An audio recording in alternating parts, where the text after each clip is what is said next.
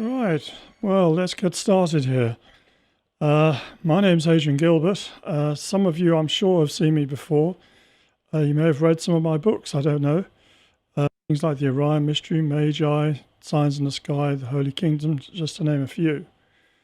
I've also been in various television documentaries, and a while back I set up something called the Invisible College.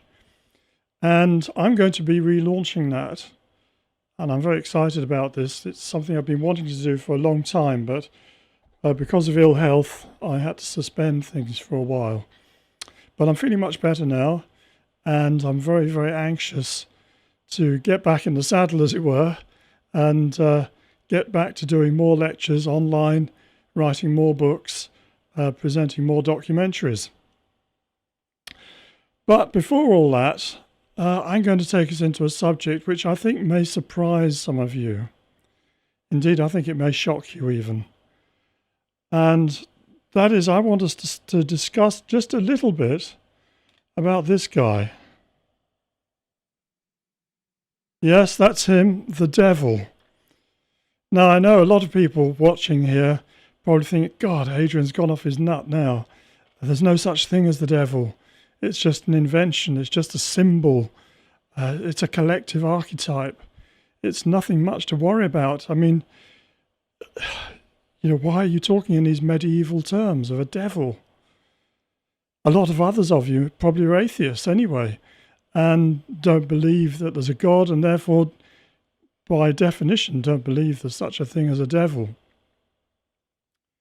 But I want to disabuse you of those assumptions, because I think there really is a devil and is very much here now. And I want to explain why I'm saying that. So here we go. Now, a while ago, that's I think in the early part of the 20th century, this character made his appearance. Alistair Crowley. You all heard of him? Wrote a number of books and declared himself to be the most evil man on earth.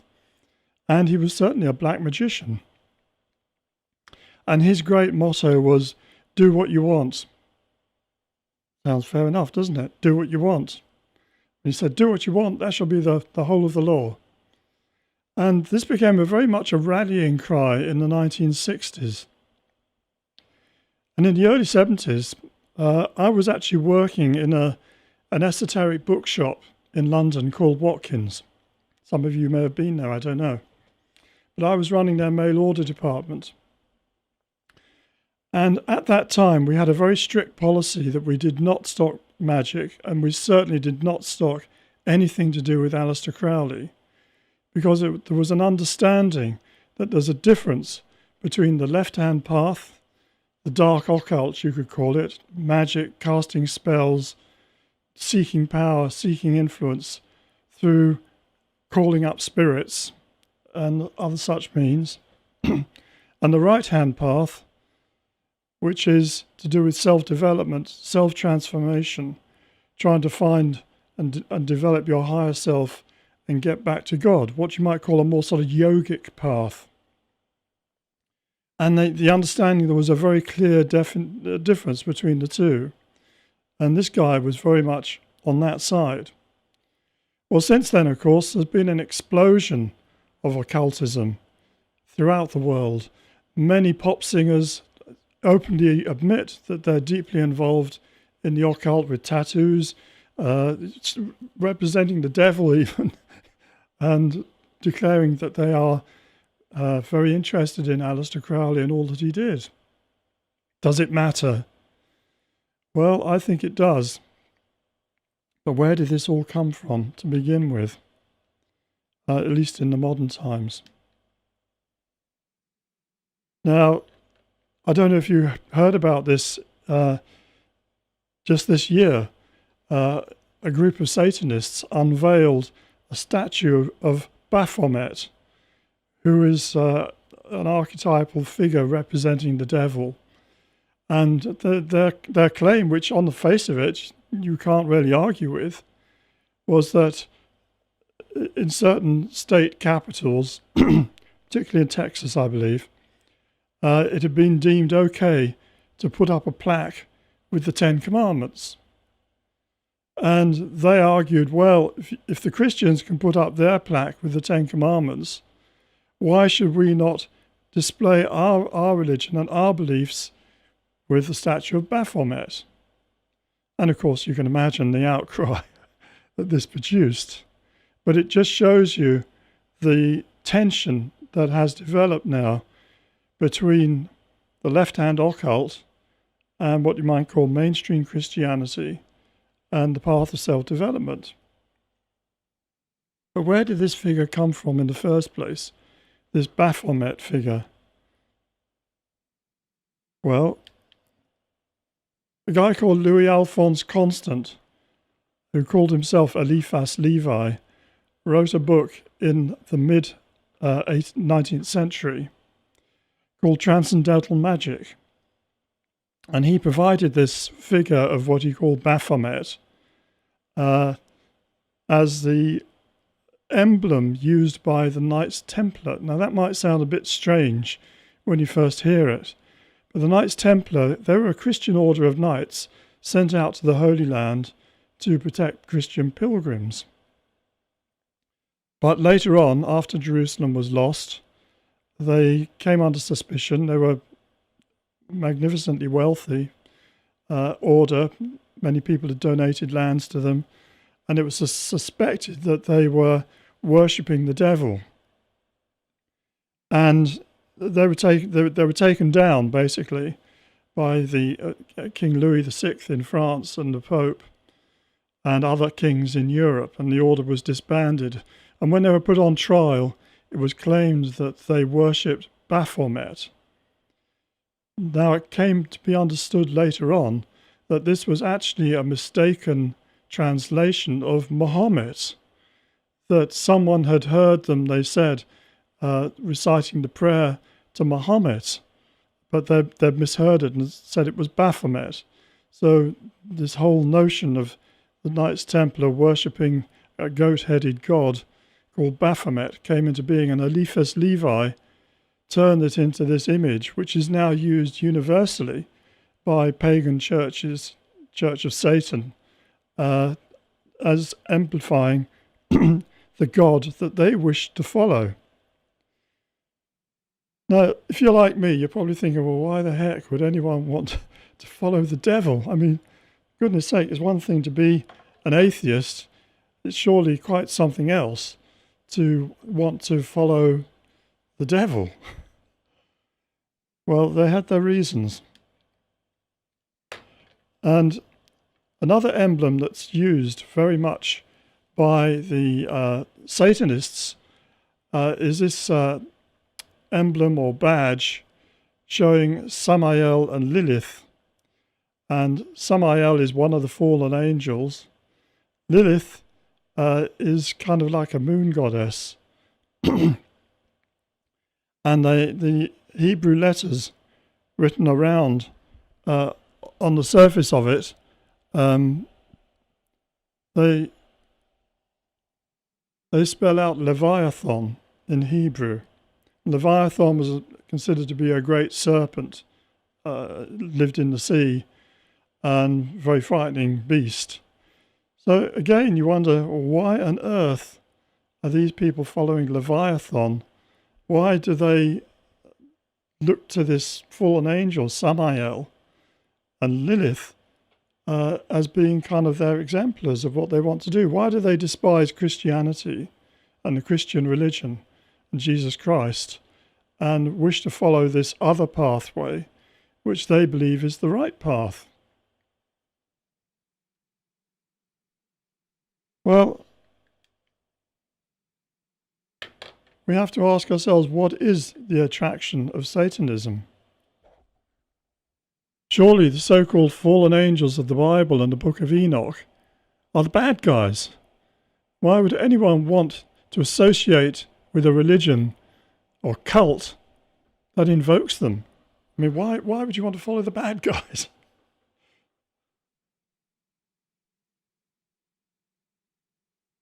Well, I think a lot of this has to do with Greek mythology, actually.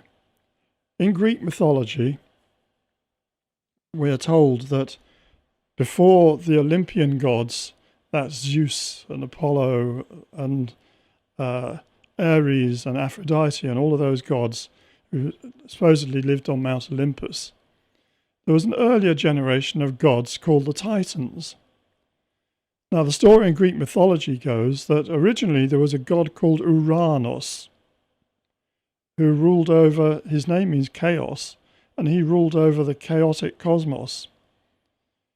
And he had a son called Kronos, who rose in rebellion against his father. And at the instigation of his mother, he castrated his father Uranos, threw the genitals into the sea, where they gave birth to the goddess Aphrodite. So far, so good. Where they gave birth to the goddess Aphrodite. He threw the genitals of Uranos into the sea, where they gave birth to the goddess Aphrodite at Cyprus. So far, so good. Well, Kronos means time, and it means the way that time took control of this chaotic universe is what this is all about. But Kronos was a bit of a bad guy himself, that he had been warned that by another guy called Prometheus, who was one of the Titans, warned him that he in turn would be overthrown by his own son. So Kronos decided that wasn't going to happen, and each time his wife, Rhea, gave birth to a child, he would eat it. Swallow him whole. So he swallowed all the other gods whole, consuming them. And of course this really upset Rhea, their mother. But she decided she would trick him, and she got a big boulder and wrapped it up in swaddling clothes. And when he demanded the child, the latest one that she'd given birth to, she gave him the swaddling, the rock, and he swallowed that. And meanwhile, she smuggled out Zeus and took him for adoption. He was adopted in Greece. So then Zeus grows up, and he gets himself to become the cupbearer in his father's palace. And his mother, Rhea,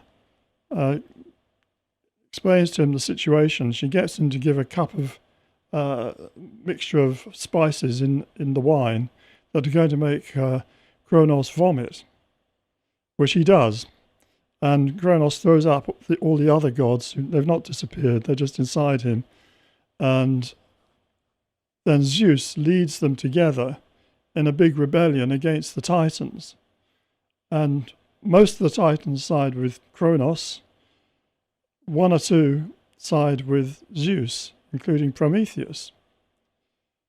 So the Olympian gods overthrow the Titans, who are then cast into darkness.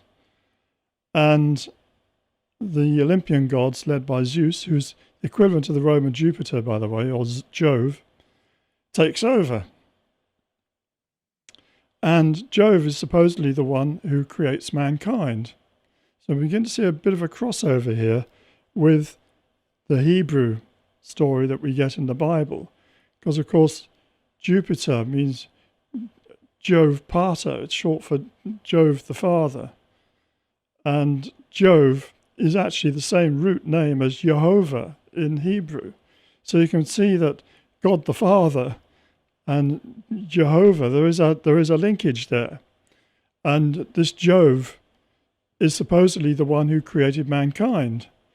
But he became very unhappy with the way they developed, and in particular, the way that they were corrupted by giants. So he decided to destroy them. And just as with the Noah story, he sends a flood. But the Greek Noah, Deucalion, is warned by Prometheus, and he builds an ark. So he's saved and he survives. And then Prometheus also helps the human race to get on a bit further and shows them that Jove is demanding sacrifices, the best parts of an animal which is being slaughtered. And Prometheus shows them how to bind up bones with a skin and give that, and they eat the meat. And of course, Jove is very angry at this. So he casts out Prometheus, and he is then taken to a rock and bound on the rock. And for the rest of his days, he has to, well, he's forever, because he's a god, supposedly. During the daytime, his liver is pecked at by an eagle, and overnight it regrows. So he has to go through this agony over and over again. And I've wondered about this eagle. Why an eagle? And why the liver? And I think partly the eagle is to do with that is the bird of Jove or God. It symbolizes the Logos. In fact, we still use it in Christianity today, the eagle of St. John. But the liver was used in ancient times, particularly Mesopotamia, for reading the future. They used to, when they slaughtered a cow or something, they'd take out its liver and they'd read the disposition of the liver. They called it ectopasy, I think, or extispacy, something like that. So they would read, yes, the liver tells us this, that, and the other. So I think this is kind of a punishment saying, look, you can't read the future. You've got to listen to what I say. Anyway, be that as it may. He's left there bound, and eventually he's freed by Hercules, who comes along. He wants to have his help to help with getting the golden apples of the Hesperides, if you read your Greek myths. And he kills the eagle, shoots it with an arrow, and sets him free. So Prometheus, the other thing that he does to help mankind is he brings down fire from heaven. Mankind, they haven't got any fire, they're freezing cold, it's been wet, it's been raining, it's cold, horrible. He brings down fire from heaven so they can light a fire and they can do their cooking. It's the beginning of civilization, you could say. So in many respects, Prometheus in the Greek mythology is kind of like the good guy. He's the guy that helps mankind. An angry god, Jupiter, Jehovah, has destroyed the human race that he originally created. And this guy, this Titan, this fallen angel, you could call him, is the good guy who's helping them to get along. And you have this dichotomy in both the Bible and in the Book of Enoch. In the Book of Enoch, if you've ever read it, it's not actually in the Bible, but it was read a lot by Jews and Christians. Enoch was the great-grandfather of Noah, and sixth from Adam, or seventh from Adam. And he has an out-of-body experience where he's taken up to heaven and he's shown everything about how it all works. And meanwhile on earth, there are these fallen angels who've been breeding with mankind and raising a family of giants who are just consuming everything, destroying everything. And Enoch is given the task of going to them and telling them that God is going to judge them and they're going to be thrown into hell, or the equivalent of hell. So Enoch brings judgment down on the Nephilim, as they're called, and he himself becomes an immortal. He's taken into heaven, and in the Bible it says he walked with God. He was there and then he was taken. Was that an abduction? I don't know. But he is a unique character. There's only two other people who rise like that into heaven. One is Elias or Elijah, and the other, of course, is Jesus. So Enoch is a kind of a big deal, but he passes judgment on the fallen angels. So you have this dichotomy, but at the same time, in the Book of Enoch, what they're judged for is that they've been teaching mankind all sorts of arts and sciences, things that we aren't meant to know. And this again ties in with the story of Adam and Eve, that the serpent tells them, look, don't listen to him, he's only looking after himself. eat that apple and you'll learn things. I can teach you stuff and you'll become as clever as he is. So the fallen angels are supposedly the ones who taught mankind everything from building to alphabets to sciences to how to put on makeup if you're a woman. All these things, these forbidden things, part of the forbidden fruit, I suppose you would call it, that supposedly corrupted us. So there is this tension now between, are these the good guys? They're teaching us stuff, they're getting us to progress, we're moving forwards. Or are we doing the wrong thing? Should we actually be listening to what him up there has to say and not going down that path that's teaching us all this other stuff, that's giving us more knowledge and wisdom? And that is very much where I think the whole Luciferian agenda lies. It's the belief that Lucifer knows best. Lucifer means the light bearer, which is actually very much the same thing as Prometheus bringing down the fire from heaven. He's the one that brings down the light. In other words, he's the one that can enlighten, in one sense, by teaching sciences, teaching knowledge, even if it's forbidden knowledge. But why should we then, as I'm a Christian, right? Why should we not go along with this? Why should we think that this is a bad thing?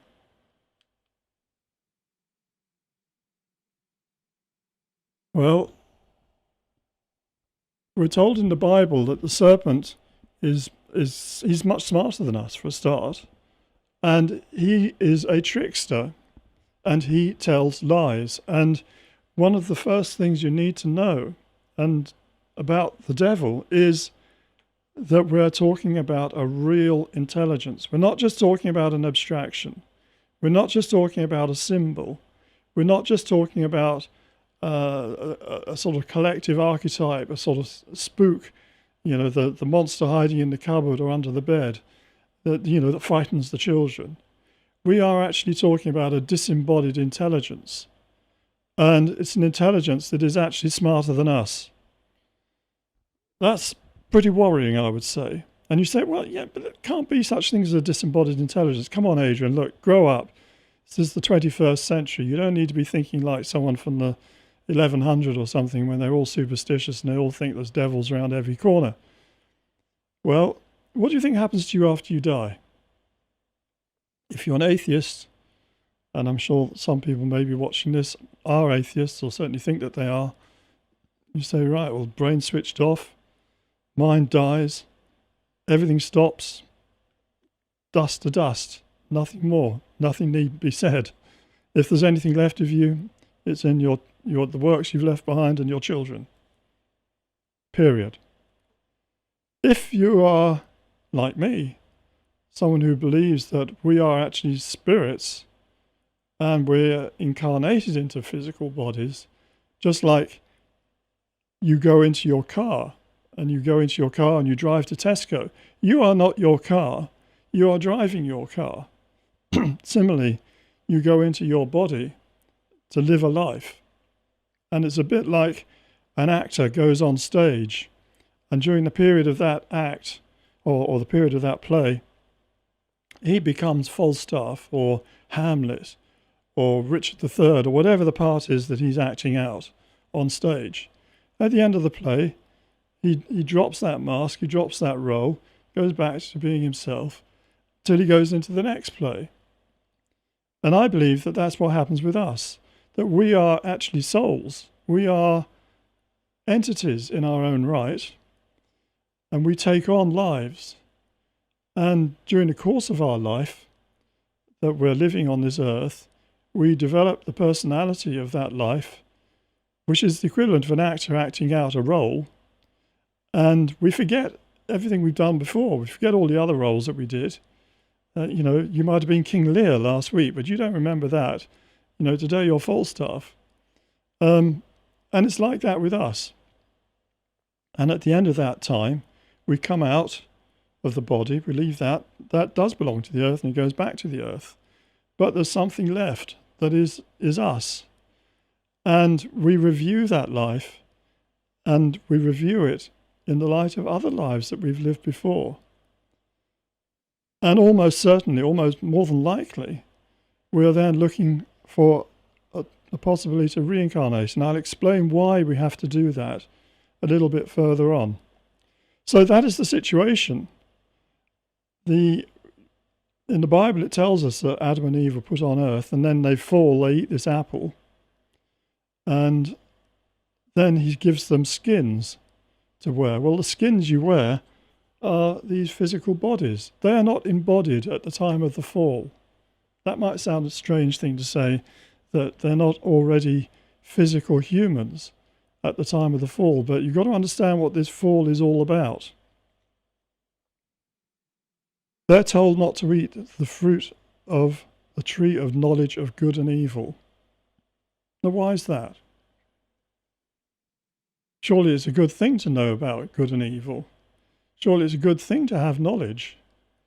So what is the problem with eating the fruit of that tree, which, has got this tree serpent in it saying, come along, eat it. It's jolly good. You'll really enjoy that. You'll learn a lot. You'll become as smart as he is. What could be wrong with that? Well, you must understand what that apple is.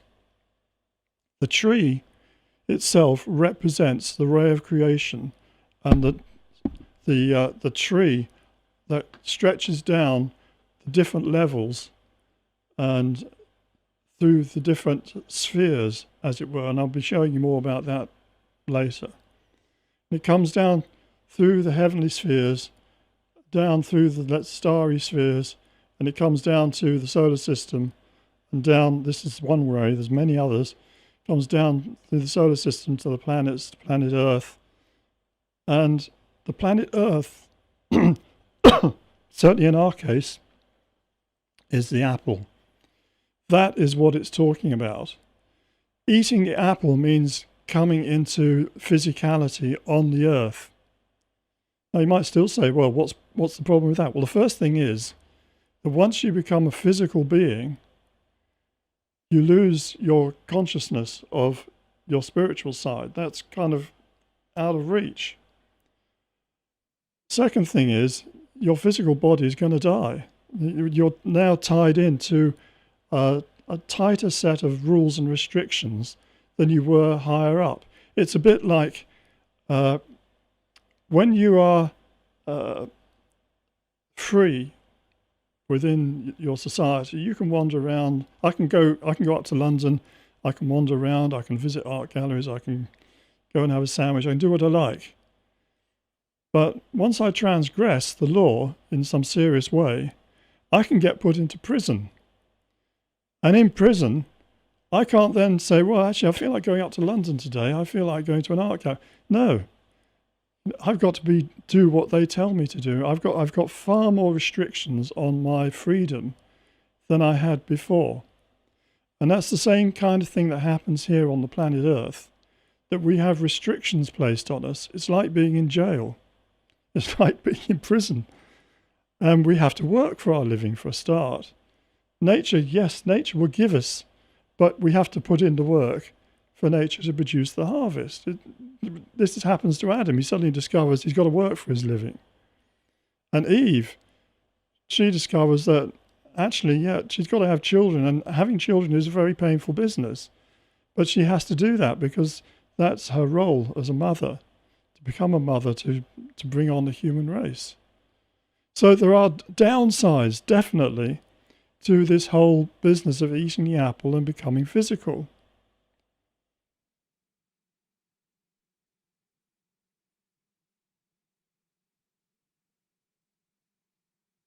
Now, let me just see before we go on. So Adam and Eve, they eat of the apple and they are cast out of the Garden of Eden. The Garden of Eden represents a higher level. As I was saying, I can go out, I can go in my own garden. I've got a rose garden. I can go and sit in my rose garden and drink beer or wine or sit and read a book. I can do what I want. It's a lovely place. Got roses all around me. Hear the birds singing. It's a lovely place to be. they're kicked out. They've got to get out of there. They're shoved out. They've got to go into some wilderness place. They're going to have to till the land. They're going to have to work hard. It's not going to be fun and games anymore. It's going to be toil and tears. So that's the first situation that Adam and Eve find themselves in. So what does Christianity have to offer that Satanism doesn't? You might think that now we're in this pickle, yeah, we're on this planet Earth, we've eaten the apples, okay, we're here, we're physical beings, we're going round and round, we're reincarnating, but we're getting wiser, I suppose, somehow, somewhere. Maybe it's in the subconscious, we can't get our hands on it, but if we do right things, we can get better. What's wrong with that, you might say? Well, I want to explain something a bit more to you about the esoteric path and the esoteric Christian path, which is what I follow, and what that has to say about our situation and what we should really be doing with ourselves, and why the Luciferic approach, the Promethean approach, the Satanic approach is the wrong way for us to be going. Now, this guy, Robert Flood, he actually lived not far from where I live, in Kent. And he was a remarkable esotericist. Esotericism, if you don't know, means the hidden teachings, the secret, or, well, not secret exactly, but when Jesus was teaching, he would speak to, he had thousands of people gathered around him. You've read about the loaves and the fishes and all of that, the great big crowds. And you've seen the Monty Python Life of Brian, haven't you? The people at the back, what's he say? What's he say? And say, blessed are the cheesemakers. The cheesemakers, what they got to do? You've heard all that. So he was talking to these big crowds, and to talk to the crowds, he mostly used parables. He would explain things about the guy goes in his field and he sows the mustard seed, and some falls on good ground and some on stony ground and some on ground and it grows quickly and then it dries up and it dies. Giving the parable of the sower, or the parable of the talents. The one guy, the master's going away, and he gives him 5 talents, and he says, look after them and use them wisely. And the next guy he's not as smart, so he gives him 2 talents and says, look, use it wisely, I'll be back. And the third guy, he said, he gives him 1 talent and says, look, use it wisely, I'll be back. And the guy who has the 5 talents, he's the brain box, right? He's the Bill Gates of the affair, I suppose.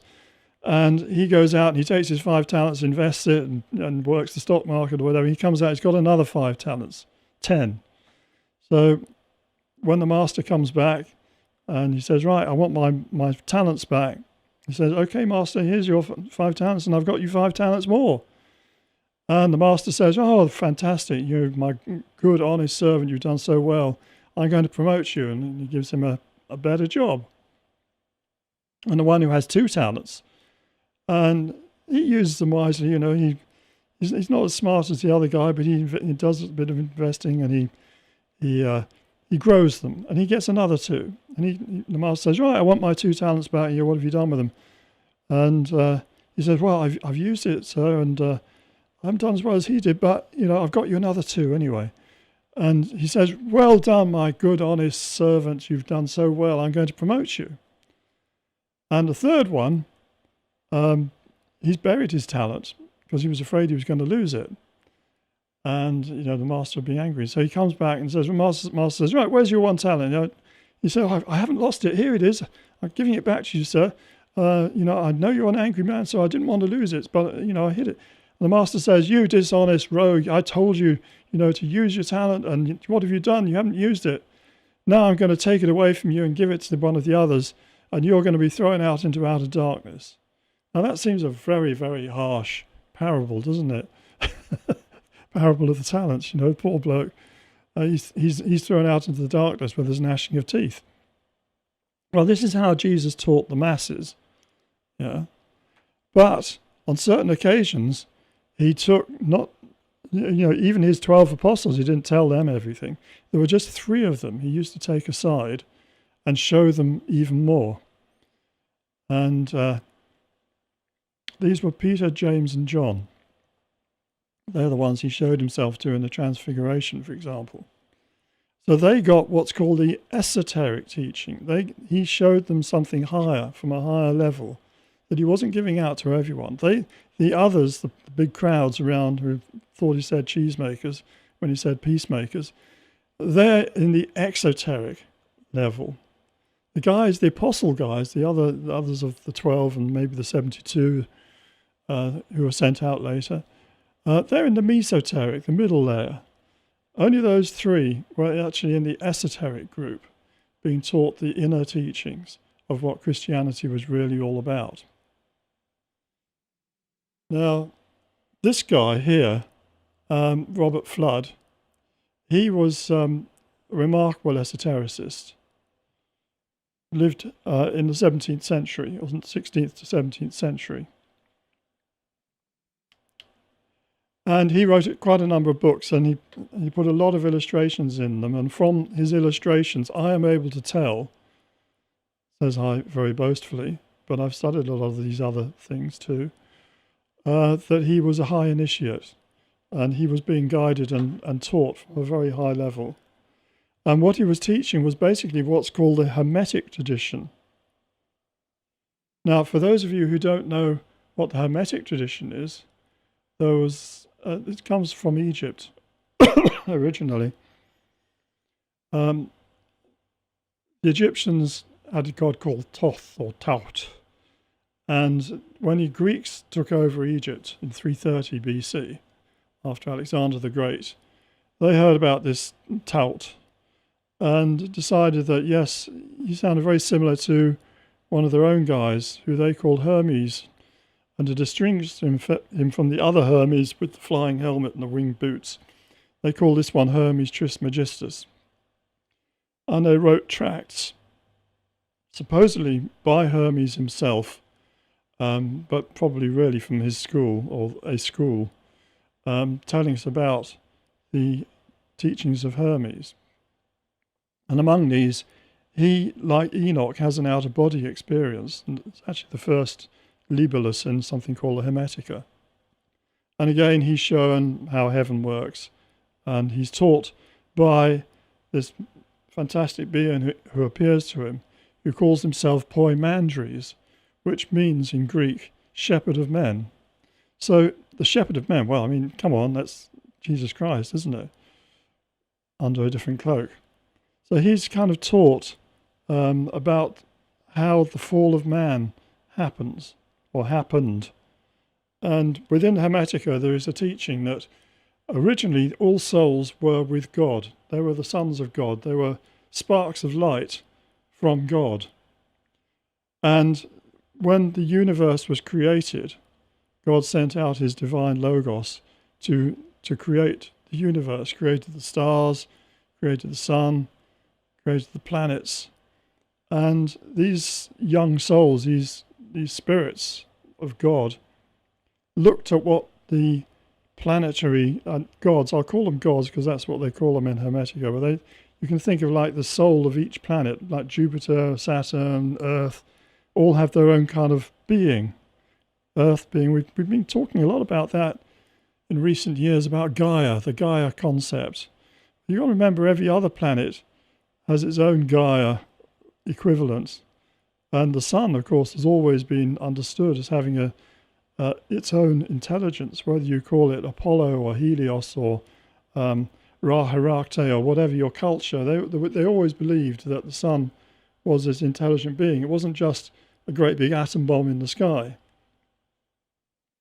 I don't believe it's a big atom bomb in the sky, but that's a subject for another lecture. Anyway, so where was I? The souls, this is what it says in Hermetica. The souls looked out and they saw how the planets, the planetary gods and the star gods and so on were creating and making stuff. And I thought, that looks real fun. We really fancy having a go at that. Really want to be creators. So they went down through the heavenly spheres. And you can see here on this diagram of floods how you see these little souls. They come out from the big thing at the top is God, and they come out and they go down through the spheres. First of all, they go through angelic spheres, and then they come down and they go through the sphere of the fixed stars, and then they come down into the planetary spheres, and they end up on Earth. And in Hermetica, it has a very beautiful way of putting this. It's the same as the Adam and Eve story, but couched in different terms. That man, that is the divine man, came down and he looked into the water and he saw his own reflection, which was beautiful. And nature looked up and saw the divine face of God, and they fell in love with each other, and they embraced. And so man got bound into nature. And so man got bound into nature. And that kind of explains our situation, that we are bound here within the natural world. And within in the Bible, Eve is actually the mother of all things. She's not just the mother of all people. And Eve is actually another version of the natural mother, or the great mother, Mother Earth, nature. And we see this in another of Flood's diagrams, where he shows how Mother Nature, shown as this woman here, from one of her breasts she is feeding all of the life forms on Earth. All life feeds off nature. On the other hand, she's bound to God. There's a chain from her wrist going up to God. In other words, the energy, everything that God's controlling what's going on down here through nature. But nature has now got a leash on this ape. And the ape who's sitting on the world. And we can see this more clearly here. You can see how nature is tied to God. That symbol at the top represents God. And she herself holds a chain to the ape, which is man, of course.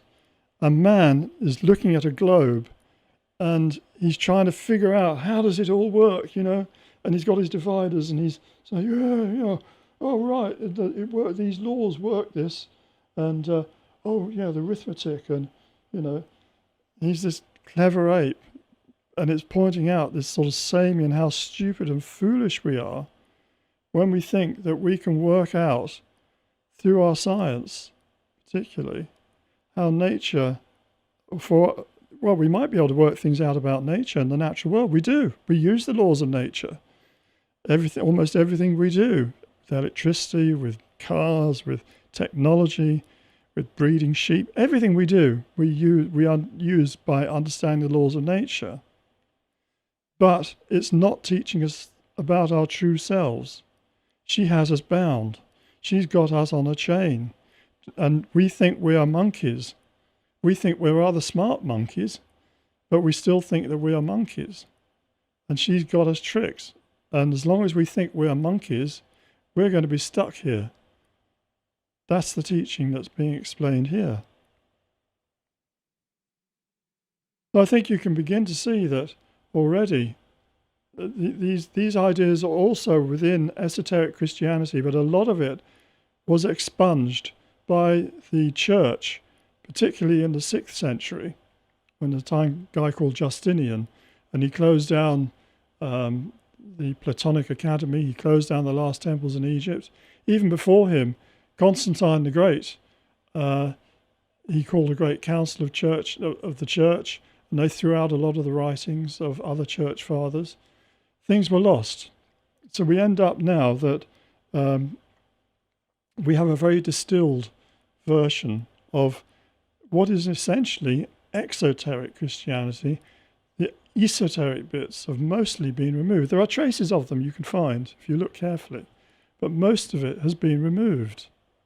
And we know this because in Nag Hammadi, I think it was in 1948, they found an urn containing vast numbers of documents, books, texts, written by Gnostic Christians in Egypt. And these were hidden away in the 6th century, the time of the Justinian purge. Somebody thought, obviously, we better not lose these. We'll hide them for future times. Maybe they thought they themselves would come back and collect them. Or maybe they just thought, we'll hide them for future generations. But when we go into those books, we can begin to see something of how there is this connection between Hermeticism and Gnosticism and Christianity and the esoteric side of it. Now, Flood also taught that man's higher faculties are mostly in his head, and that it's through the mind that we can reach higher levels of vibration. And in fact, there's this concept that there are levels of vibration is very much part of the Gnostic esoteric teaching. That this is why, for example, in most traditions, including Christianity, the concept of meditation is so important. That you want to take your mind off the material world and give it a chance to connect, to link to other vibrations. What do I mean by that? Well, and this again, we're going into so many different areas, but we have been mistakenly taught by our modern science that our brains inside our heads contain this big computer, and everything we do, we say, we experience, it's all recorded there. Ones and zeros somehow encoded into all those cells inside our brains, and it's all written down there, and we remember it. As long as those cells are all right, we remember it. Oh my God, but then things start going wrong, and we start becoming forgetful because brain cells die and we lose the connections, and we end up with Alzheimer's, and we've got one foot in the grave already. That's kind of the modern teaching. It's actually a fake teaching. I told you the devil is very cunning. He's smarter than us. Most of our science, as we understand it today, is false. What an arrogant thing to say. But just think back, just look back to, let's say, 18th century. Yeah, they were cutting veins to bleed people because they were ill. We wouldn't do that now. We think that's crazy. Because they thought that, the 4 temperaments, we've got to bleed them, get some blood out, then you'll feel better. We do all sorts of other crazy, stupid things for medicine. I'm not going to go into that now, but we also have other crazy ideas. And one of the crazy ideas is that our brain is just a recording machine with a computer. That's not what it is at all. It's actually more in the nature of a radio set with the facility to tune in on various vibrational levels. Our memories as such are not necessarily, they aren't. They're not kept inside our heads. They're actually inside our auras, and we need to be able to connect to those to be able to reach them. But that's a whole other lecture as well. But anyway, he understood that to reach heaven, we need to tune in to higher levels of the mind, into the higher mind. And that by that way we could find ourselves, find our true identity, reconnect and get back. So we see that here.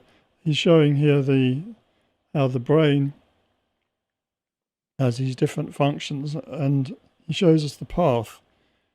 And actually he also explains it very well as a ladder. I can't see that from here, so I'm just going to move a little closer.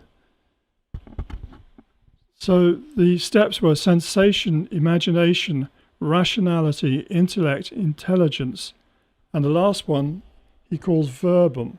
Verbum means the word. The word? The word was God. The word was with God. The word, the logos in Greek. Why do we call it the logos? The logos, we've got totally the wrong idea about what this word means. It's not just speaking. And God, because God creates by speaking, let it be, let such and such be. He issues orders, let such and such happen. That's how, the 7 days of creation go. And 7 days, by the way, is not to be taken literally. It just means 7 phases. He issues logoi, which are commands. And our word law comes from logos. The laws, the commands. The 10 commandments, the 10 logoi. Our whole jurisprudence is based on the idea of logoi. A subject, take geology, the word logi on the end of anything, it means the laws of that science. So you study geology, you're studying the laws of the earth, geo. Astrology, you're actually studying the laws of the stars. I don't know what astronomers would think of that. Astronomy just means naming the stars. And so it goes on. Physiology, studying the form. Methodology, studying methods, the laws of method. So the logoi are the commands. And they're the commands because they carry the will of he who's making the command. So God says, let there be light. He's made a decision, yeah? In his boundlessness, he's willed, let there be light. And there was light. In that sense, he's like a king. A king gives the command. He says, go and build me a castle in Edinburgh. And they go off and they build him a castle in Edinburgh. That's kind of how the world works. The guy at the top, the boss gives out the logoi. He hands out the commands. He takes the decision. That's the difference between the board of directors and the management team. The directors give the direction. The management team carry out the command, or carry out the director's orders. That's the difference there, and it's true in every business. It's true wherever you care to look. So we have this idea that you have to get back to the Word, back to finding out the truth about God and the will of God. And this is why Jesus himself talks about not my will, but thy will. Thy will be done on earth as it is in heaven. So he's saying that he's not going to step in the way.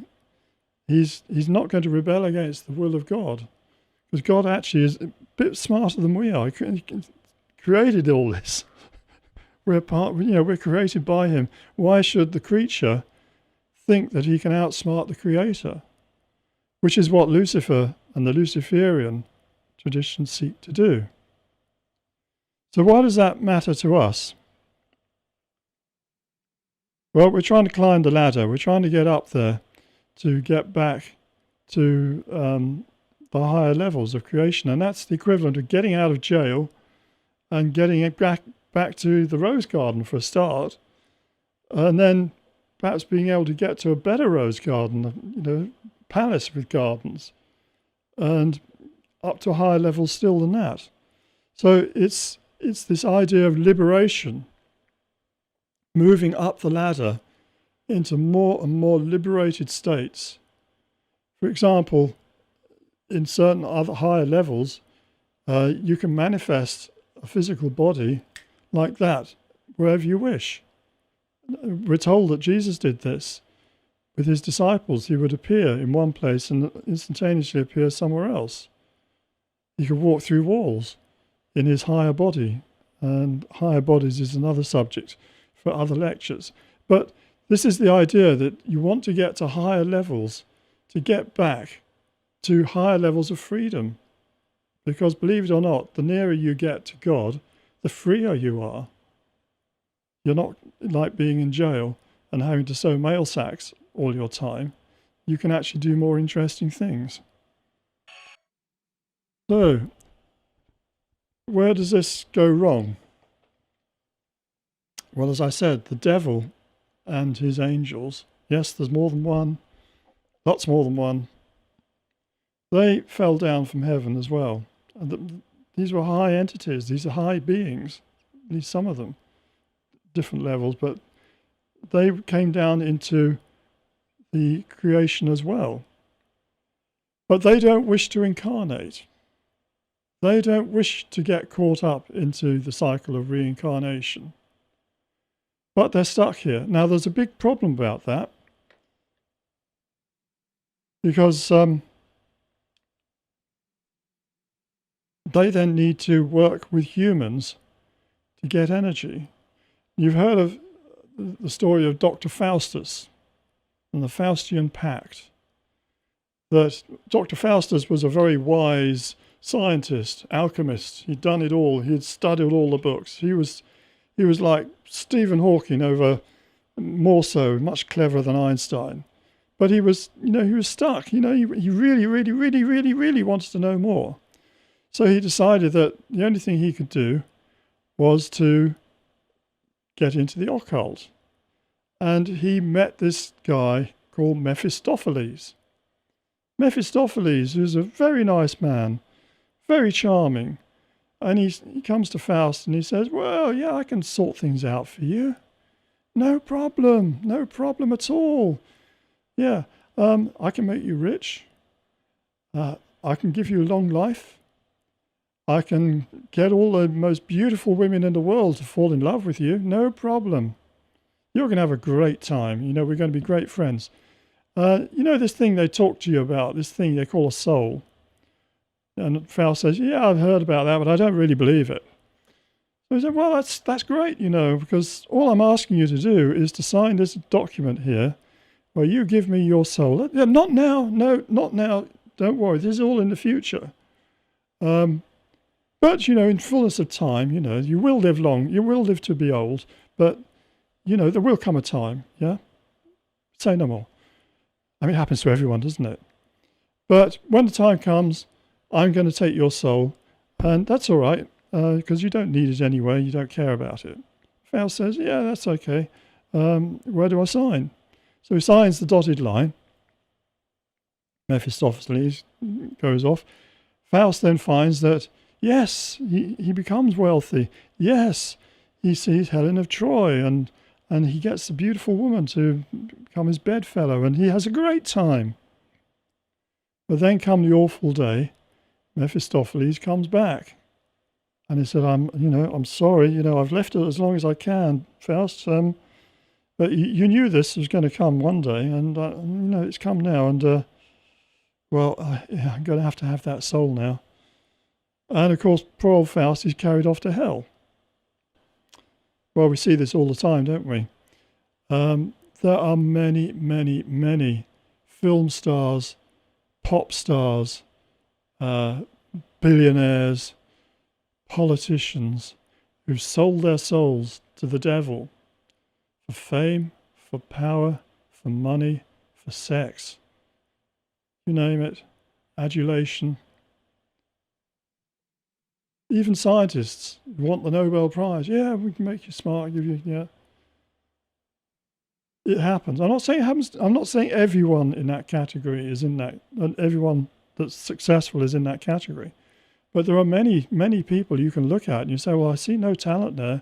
How come they're so popular? How come, that their art is treated like it's Rembrandt or Michelangelo or something, and they're being paid masses of money for these daubs? Or how come there's awful music? I can't stand it. How come someone's paying them? That they've got all these teenagers buying these records, which are horrible.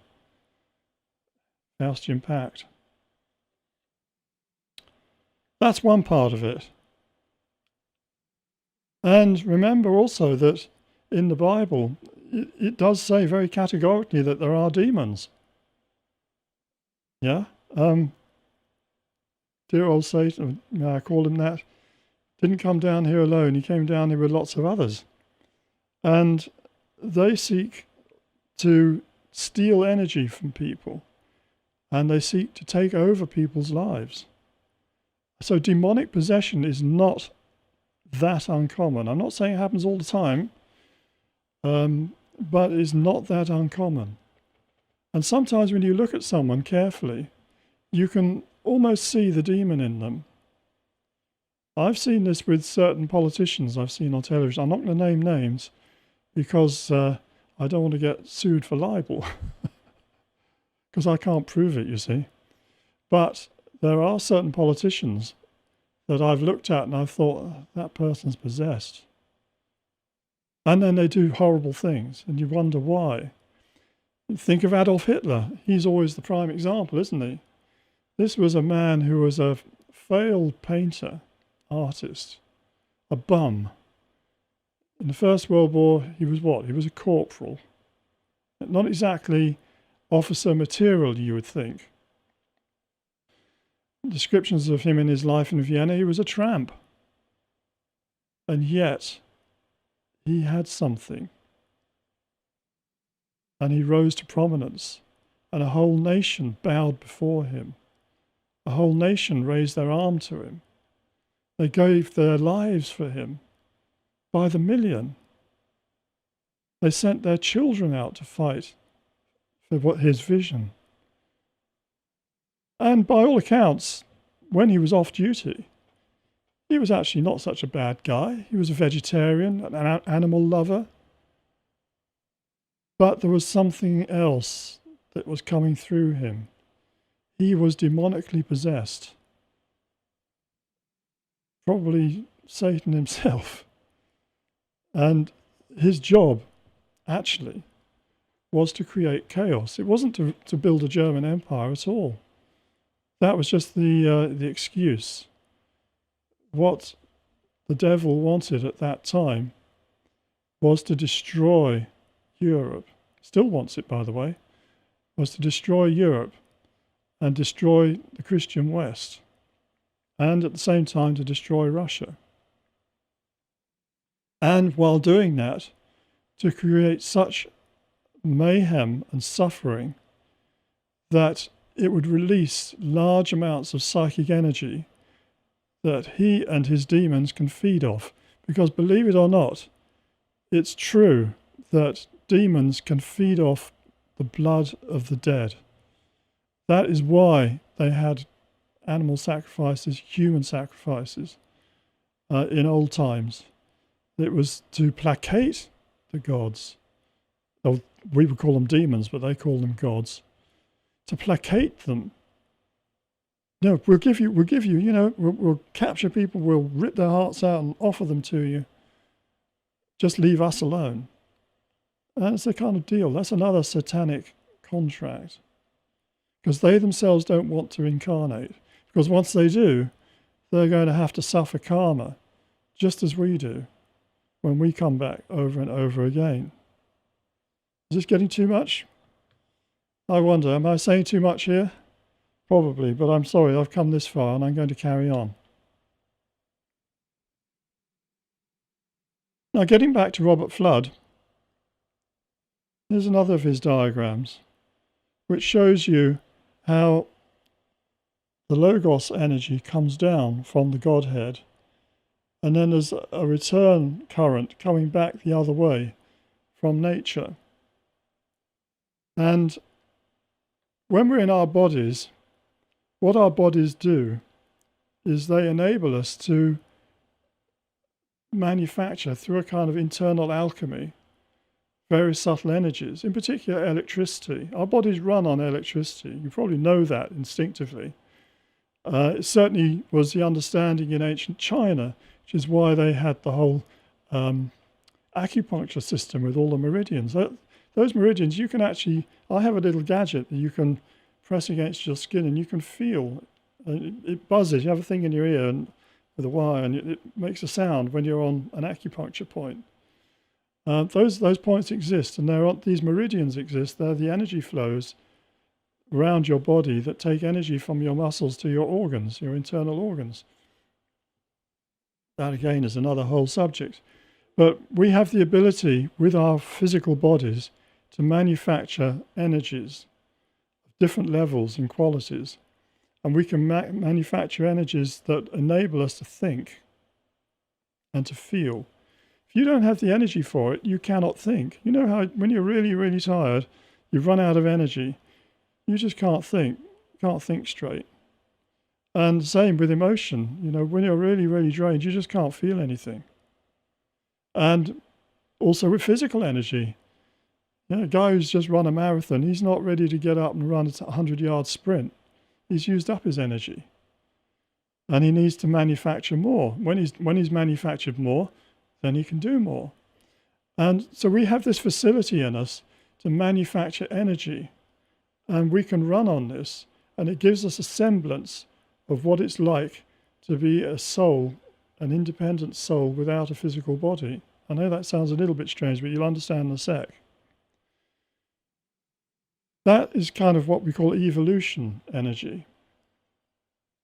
But there is also devolution energy coming down the other way.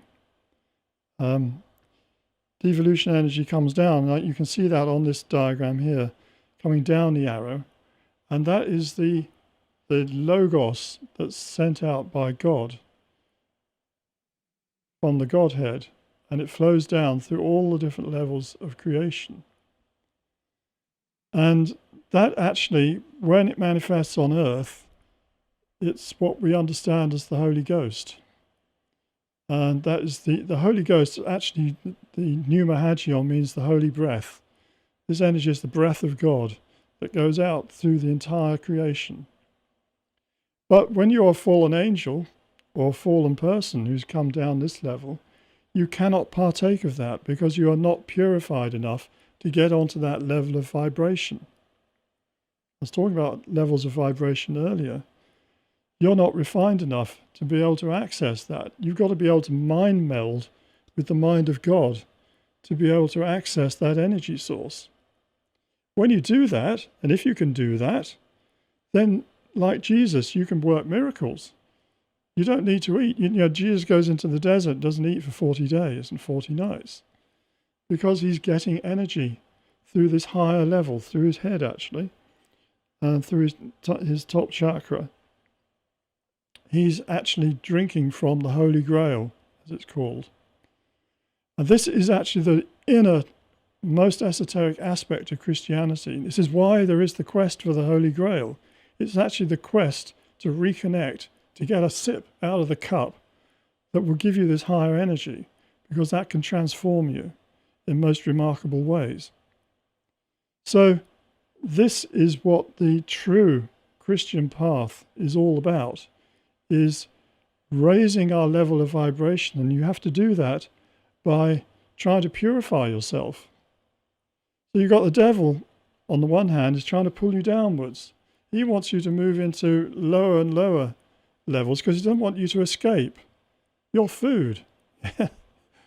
Doesn't want the food to escape, wants you to keep reincarnating here over and over again, suffering. Yes, let's have lots of suffering. Let's have an ISIS in Syria, cutting people's heads off, causing mayhem, causing terrible suffering. Ah, yeah, that's food for the demons that live there. Yes. And this is what it's all about. But if you are truly on the path, what you're trying to do is to raise your level of vibration. We're trying to get back up the ladder, not carry on going downwards. Meanwhile, we're being spun round and round and round on the wheel of life. We're being born, we get to the top, we think we're kings and queens, we think we're marvellous, and then we go down, sink into old age and die. And then we have to start again as a mewling, puking baby. I mean, Shakespeare had this beautifully, you know, with his 7 ages of man. Mewling, puking baby. And then you have to go up through being the schoolboy who doesn't want to go to school, and the lover who's writing poems to his beloved, and the soldier, and the, I don't know, the businessman, and the wise older man, and till he ends up as the lean, slippered pantaloon. Sans teeth, sans hair, sans mind, sans everything. Yeah, don't we know it? That's our biggest fear, isn't it? Up in the old people's home, gaga. Well, that is what's going to keep happening to us if we keep going round and round staying on this apple. Talk about the big apple. That's where we all live. And so that's where, each life, you do it again. You step off the cliff edge, young idiot fool that you are, to go into another round.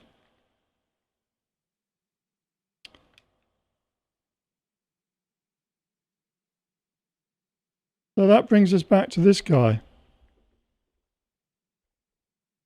The devil and the other fallen angels avoid reincarnation by feeding off humans. This can be by direct possession of a person, but more often is indirect by causing strong emotions of fear, anger, lust, and the like. Yeah, I sound like an old Puritan, don't I? But I'm not really, but we have got to be thinking in these terms. And remember the old Aztecs, they were doing it very, very deliberately, pulling out hearts, offering them up to the sun. Actually, the Vikings were doing the same thing with their blood eagle. They would get hold of the guy, cut open his sternum, open up his chest and rip his heart out, offering his lungs spread out like an eagle, offering him up to their gods. They'd rip open his chest, his lungs out, like an eagle, offering him up as to their gods. And remember, those boats that they were riding in had dragon heads and tails. These were people who were demonically possessed, which is why they were so terrifying.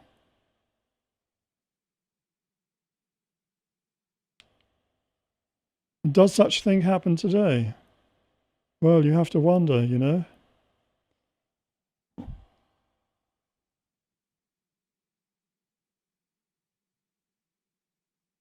There's a place in California called Bohemian Grove, where every year the elite, that is the cabal, the people who actually run the world. You don't run the world, I don't run the world. We go to our elections, we elect our politicians, but they don't do what we ask them to do. They do what the cabal tell them to do, because the cabal is made up of people with real power. They're the bankers. They're the ones who control the large companies and corporations. They're the ones who build the armaments. They're the ones pulling the strings in the background. And they are the ones who are demonically possessed, a lot of them. And every year these people gather together and they burn an effigy of an owl. Owl was the symbol of Moloch in Old Testament times. And it's rumoured, I have no idea if it's true, I hope it isn't, but it's rumoured that they sacrifice children. I don't know if that's true, I haven't been there. They're very, very secretive. They won't tell anyone what they do. A guy did sneak in there and take some video, and I think this picture probably comes from that. But these are people who are Satanists, and they're the ones who are running the world. And what is the world that they want? They want a world of chaos, because a world of chaos is one that feeds the demons. And there are other Satanists. Here's one we all heard of. At the time he was alive, most people thought he was just a strange kind of jester figure, a kind of weirdo, a hippie, with an addiction to pop music, but also fixing it. Yeah, Jim will fix it for you, kids. Yeah, you want to meet so-and-so? I can get it fixed for you. All of that. But secretly, the guy was a paedophile. And he wasn't only a paedophile. That's bad enough. He was also a necrophile, which means he was going into mortuaries and God knows what he was doing with dead bodies. This man was a monster. And yet he was given the OBE, friends with Prince Charles and the Queen. You've got to wonder, haven't you?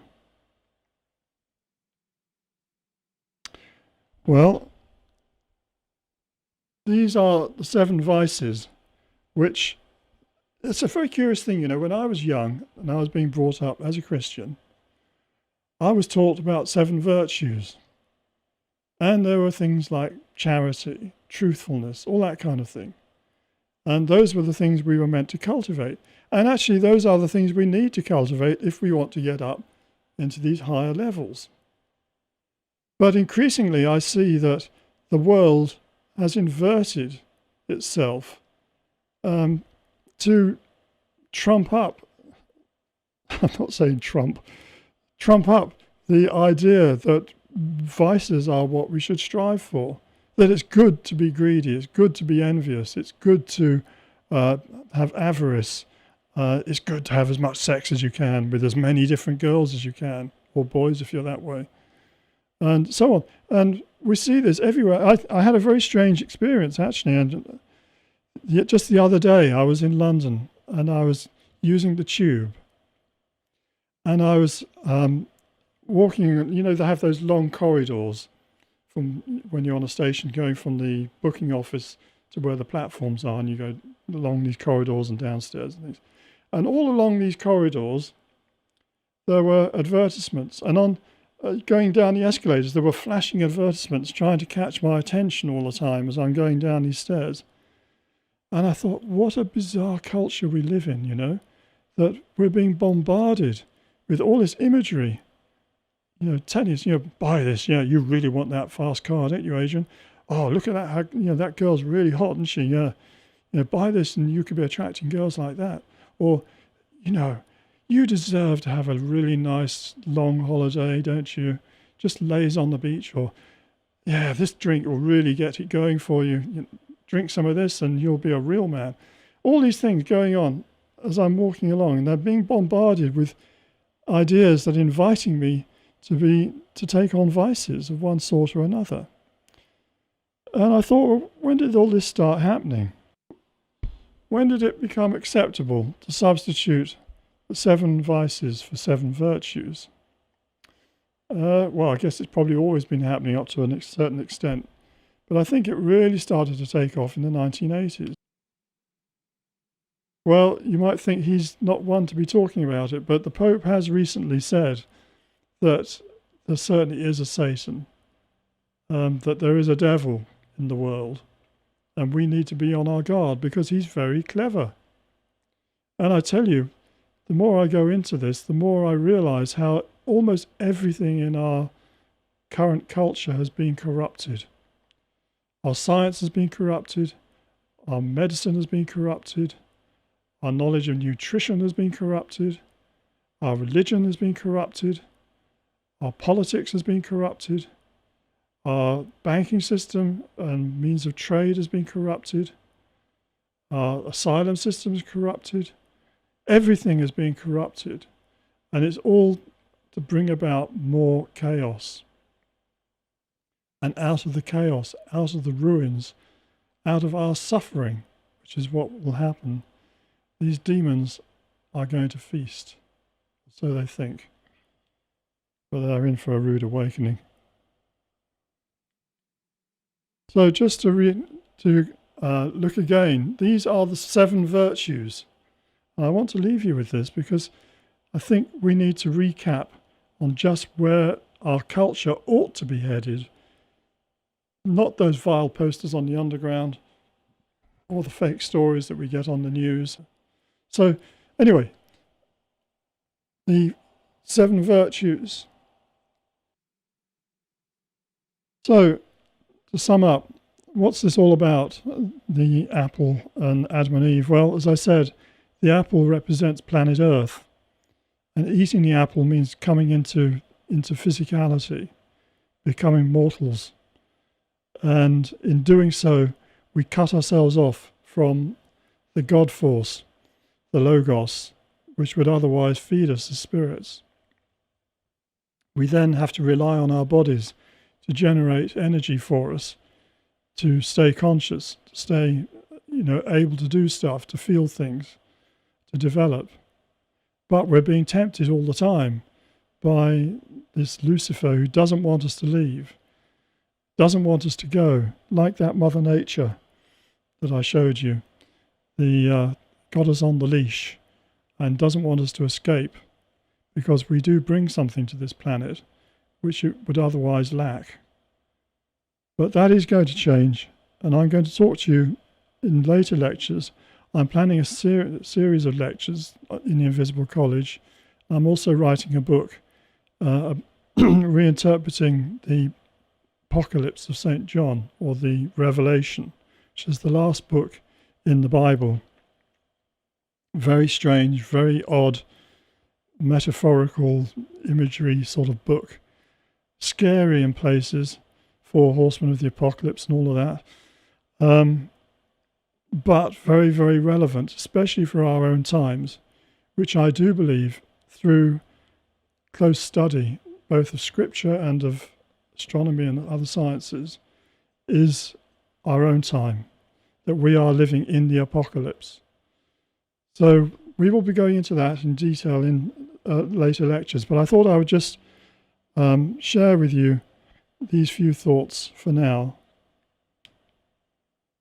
And always remember that with this diabolical figure sitting on his stone, that is only just a caricature.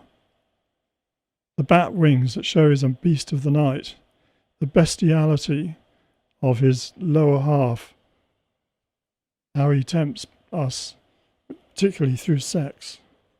And the people there, they're chained to his block, but you'll notice those chains are only loosely around their necks. If they would only wake up, they could take those off and they could run. And I would invite you all to do the same. Run away from him. You don't want to be part of this. You do not want to get involved in Satanism, Luciferianism, or demonology, or any of those kind of occult side, the left side. It's like following the dark side in Star Wars, Darth Vader. It's not the way you want to go. You want to be going upwards. Don't follow this guy. And on that note, I'm going to thank you for listening, and I hope you found this useful. Thank you.